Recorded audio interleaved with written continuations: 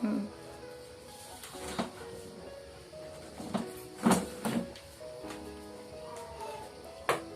sore adik-adik. Sore Pak. Apa kabar untuk hari ini? Baik. Oke. Sebelum saya memulaikan untuk mempresentasikan, kami minta kepada adik-adik untuk memperkenalkan nama dulu. Perkenalkan, nama saya Yulita Fono, biasa dipanggil Lita.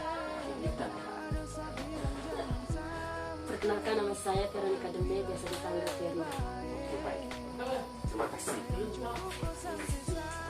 Untuk itu, saya perlu memperkenalkan diri saya atau tidak usah? Dulu. Perkenalkan, nama lengkap Antonius Laja. Bisa dipanggil Nius atau Niva. Saya mahasiswa dari Estetik Citra Baktiada, berprogram studi pendidikan musik semester 3. Oke. Untuk hari ini saya mau membagikan materi tentang strategi pembelajaran. Langsung saja kita lihat yang pertama tentang pengertian dulu. Pengertian strategi pembelajaran. Strategi pembelajaran merupakan cara yang ditempuh untuk mencapai tujuan pembelajaran. Strategi pembelajaran ini dibagi atas dua, yaitu strategi pembelajaran secara langsung atau pendekatan yang digunakan berpusat pada guru. Yang kedua, strategi pembelajaran discovery atau pendekatan berpusat pada siswa. Yang berikut kita lihat tentang istilah yang terkait dalam strategi pembelajaran. Yang pertama ada pendekatan atau sudut pandang terhadap pembelajaran yang berpusat pada siswa atau pada guru. Yang kedua, strategi, serangkaian rencana, tindakan termasuk penggunaan metode dan pemanfaatan berbagai sumber daya yang diupayakan untuk mencapai tujuan pembelajaran. Yang ketiga tentang metode, adalah implementasi dari strategi pembelajaran, cara yang digunakan untuk mencapai strategi, mencakup teknik pembelajaran. Yang berikut tentang teknik, implementasi dan metode secara spesifik dengan menggunakan trik untuk mencapai tujuan. Penerapan metodenya berdasarkan situasi kelas, kondisi siswa dan lingkungan.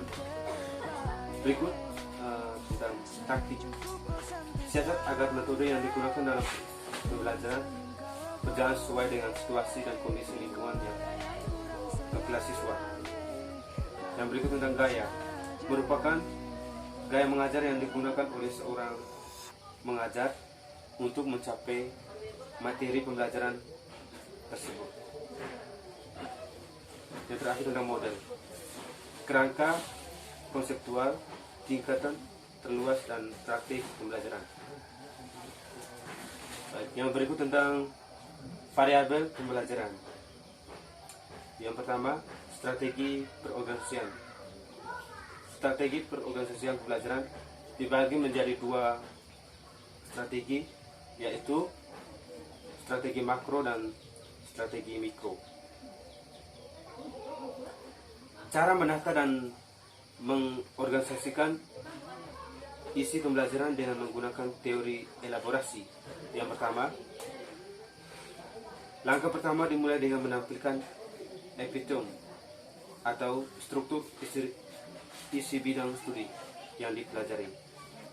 Yang kedua, langkah selanjutnya mengelaborasi bagian-bagian yang ada dalam epitome secara rinci. Baik, yang berikut tentang strategi penyampaian. Strategi penyampaian ini merupakan cara-cara yang dipakai untuk menyampaikan pembelajaran kepada siswa, dan sekaligus untuk menerima serta merespon masukan-masukan dari siswa. Adapun 3 komponen yang diperhatikan dalam mengekspresifikasikan strategi penyampaian menurut Degen pada tahun 1989. Yang pertama, media pembelajaran adalah komponen strategi penyampaian yang dimuati pesan yang akan disampaikan kepada siswa, baik berupa orang, alat, maupun bahan. Yang kedua, interaksi siswa dengan media adalah komponen strategi penyampaian pembelajaran yang mengacu pada kegiatan yang dilakukan oleh siswa dan bagaimana peranan media dapat merangsang kegiatan belajar. Yang ketiga, bentuk atau struktur. Komponen strategi penyampaian pembelajaran yang mengacu pada siswa akan belajar dalam kelompok besar, kelompok kecil, perseorangan, ataukah belajar mandiri. Yang ketiga tentang pengelolaan pembelajaran. Yang pertama ada pembuatan catatan kemajuan belajar siswa, mengacu pada kapan dan berapa kali penilaian hasil belajar dilakukan serta bagaimana prosedur penilaiannya. Yang terakhir tentang tahapan instruksional atau pembelajaran.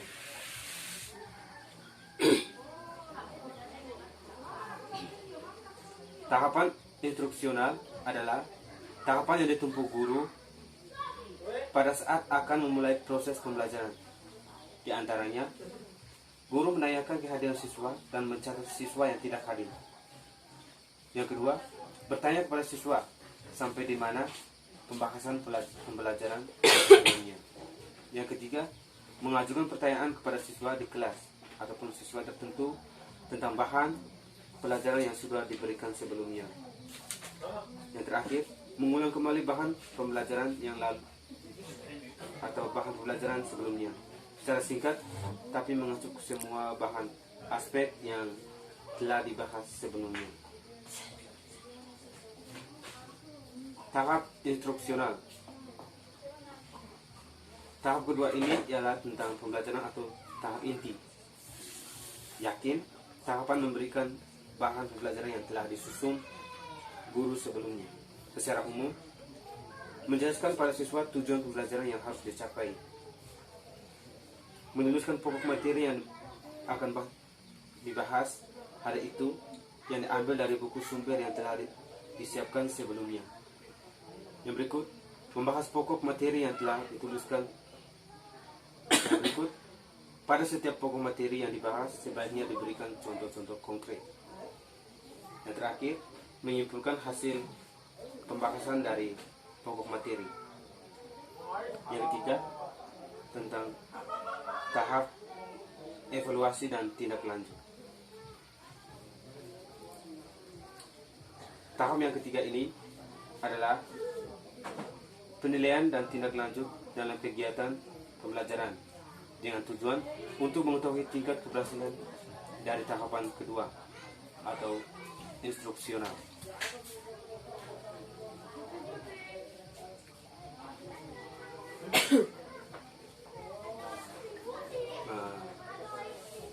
Baik, mungkin penjelasan saya sampai di sini.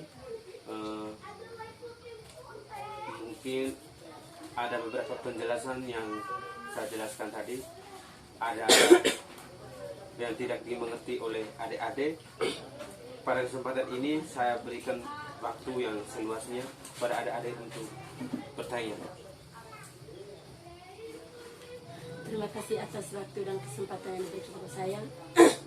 Saya mau bertanya tentang jelaskan strategi perorganisasian. Baik, tidak ada lagi pertanyaan? Ya, Pak. Oke, saya akan menjawab pertanyaan dari Ade Firly. Ya. Ya, Pak. Oke. Strategi perorganisasian adalah cara untuk membuat urutan dan mensintesis fakta, konsep, prosedur, dan prinsip yang berkaitan dengan isi pembelajaran. Terima kasih. Sudah paham? Sudah Pak. Oke.